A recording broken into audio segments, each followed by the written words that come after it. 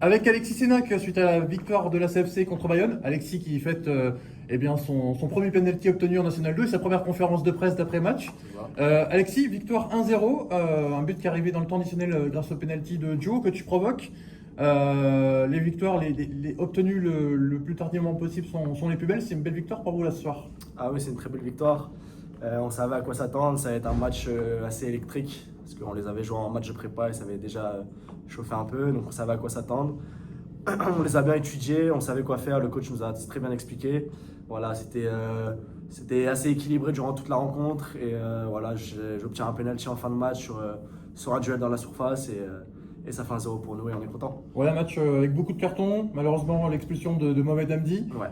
C'est pas forcément facile de rentrer en cours de jeu dans ce genre de match. Non, c'est jamais facile parce qu'on sait qu'à 10 contre 11, il va falloir surtout ne pas prendre de but, surtout bien fermer et essayer de repartir au moins avec le point. Mais voilà, on savait aussi qu'on avait les capacités de pouvoir aller chercher et aller gagner cette rencontre.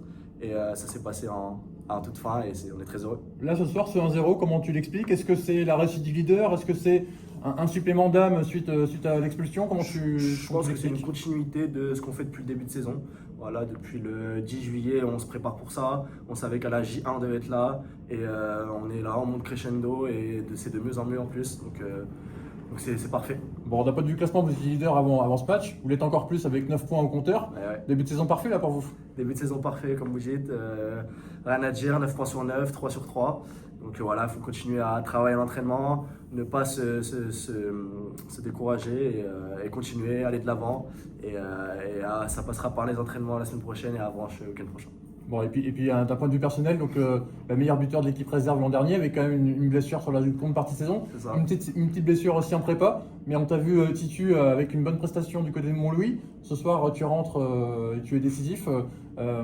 Comment t'expliques un peu le step franchi depuis ton retour au club? Alors ouais, je suis revenu l'an dernier au club. Alors c'est très bien passé. Le staff m'a refait confiance. Très bonne réintégration, tout ça. Sur le terrain, j'avais des bonnes sensations. De toute façon, j'aide l'équipe au maximum. Moi, sur le terrain, quand je rentre, c'est pour gagner le match, pour vraiment aider l'équipe au maximum. Après, il y a les statistiques individuelles qui arrivent, et tant mieux. Mais à la base, c'est vraiment d'aider l'équipe au maximum. Et voilà. La National 2 m'a intégré du coup cette saison. Je suis très fier d'avoir fait ma première titularisation la semaine dernière et de pouvoir continuer à aider l'équipe aujourd'hui. Et que ça continue comme ça. Ça marche. Merci. Avec David Giguel, suite à la belle victoire de la CFC 1-0, David, troisième victoire consécutive en National 2. Vous êtes plus que jamais premier ce soir avec 9 points. Avant de parler du match en lui-même, on a vu un match très engagé, très houleux également. Un vrai derby du Sud-Ouest. Ouais, on a vu un match entre deux bonnes équipes, deux équipes qui ont fait un bon début de championnat. On connaissait les qualités de Bayonne. Voilà, c'est un jeu où il y a beaucoup d'intensité, où les mecs mettent une agressivité défensive de qualité aussi. Donc on savait qu'on allait avoir un match plus difficile que les deux précédents. On avait prévenu les joueurs. Il a été équilibré, je trouve, jusqu'à ce qu'on prenne l'euro sur Momo, qui est selon moi pas mérité. Voilà, il prend deux jaunes qui sont très limites. Je ne suis pas sûr qu'il y ait faute à chaque fois, mais bon, ça a été la décision de l'arbitre, ça on peut rien y faire. Et puis à partir de ce moment-là, ça a été encore plus difficile pour nous. On a finalement bien défendu sur l'ensemble du match parce qu'ils n'ont pas grand-chose de mémoire. Il n'y a pas beaucoup de grosses occasions. Il y a peut-être un centre à mi-temps qui passe devant le but là. Oui. Mais sinon, il n'y a pas grand-chose. Contre nous. Donc, une fois de plus, on a défendu de façon cohérente, avec beaucoup de courage en deuxième mi-temps. Et ça nous a permis de ne pas prendre de but et de gagner le match 1-0. Donc, je suis content pour les gars parce qu'avec l'investissement qu'ils mettent au quotidien et le week-end pour jouer, ça fait du bien de prendre des points. Et à 10 contre 11, vous allez chercher ce penalty transformé par Gianluigi Afama. Et vous remportez ce match avec les tripes en infériorité numérique. C'est le genre de victoire aussi qui façonne un groupe, hein, même si le groupe vit bien, de gagner ce genre de match 1-0, c'est toujours fortifiant dans une saison. Ouais, il y a un groupe, comme tu l'as dit, qui vit bien, où on a de bons gars, mais c'est sûr que les résultats, ils amènent encore plus de liens entre les gars. Et puis gagner comme on l'a gagné aujourd'hui, chez nous, encore une fois, c'est important de gagner ici à Le Bon. C'était notre volonté l'année dernière d'être plus performant encore. Là, on a été performant dans beaucoup de domaines. Et c'est vrai qu'aller chercher des victoires à l'arraché comme ça fait du bien à tout le monde. Et Joe met le penalty, mais c'est lui aussi qui s'arrache sur l'action du but. Il centre pour Alexis Sénac, qui a fait une belle rentrée, comme tous les mecs qui ont fini. Ça aussi, c'est une marque de fabrique depuis ce début de saison. Les mecs qui finissent les matchs sont de qualité, donc il faut qu'on garde tout ça. Et d'ailleurs, tu te présentais avec 4 défenseurs, comme contre Dinan. Au final, 4 défenseurs contre Dinan, 3 axiaux à Montlouis, 4 contre Bayonne. Vous alternez un peu les deux systèmes. Est-ce que au final, tu as un système un peu à l'extérieur à domicile? Comment tu jongles un peu entre les deux systèmes, ou c'est vraiment dépendant de l'adversaire que tu rencontres? Donc, on savait que Bayonne était compliqué à jouer tactiquement aussi, parce qu'eux aussi, ils changent beaucoup de système.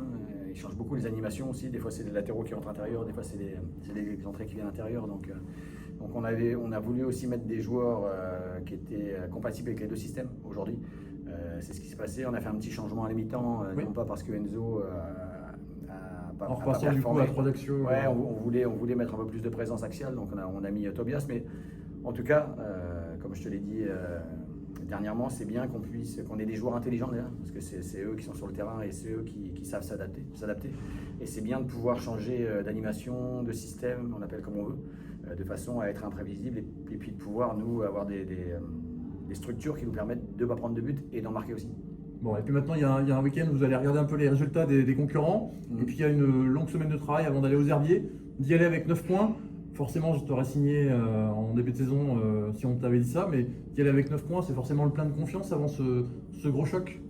Ouais, déjà comme tu l'as dit, on a joué le jeudi, donc c'est bien. C'était pas bien parce qu'on n'avait pas beaucoup de jours pour le préparer, mais on s'est bien adapté. J'avais dit que ce ne serait pas une excuse si on perdait, et on ne l'aurait pas prise comme ça.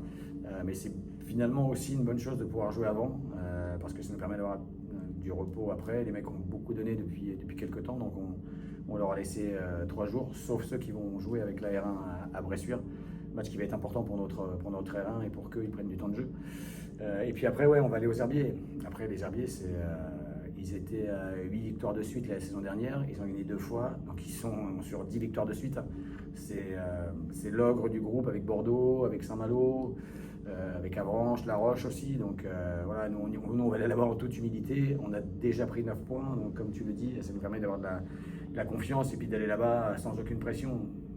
Eux, c'est une équipe qui tous les ans joue la montée, qui a le budget pour ça. Donc voilà, on va aller là-bas pour voir comment on peut se comporter contre une équipe, encore une fois, qui sera peut-être un cran au-dessus ou pas.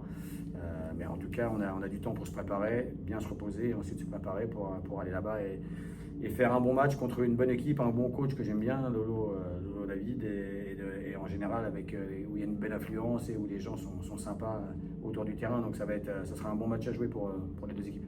Ça marche, merci.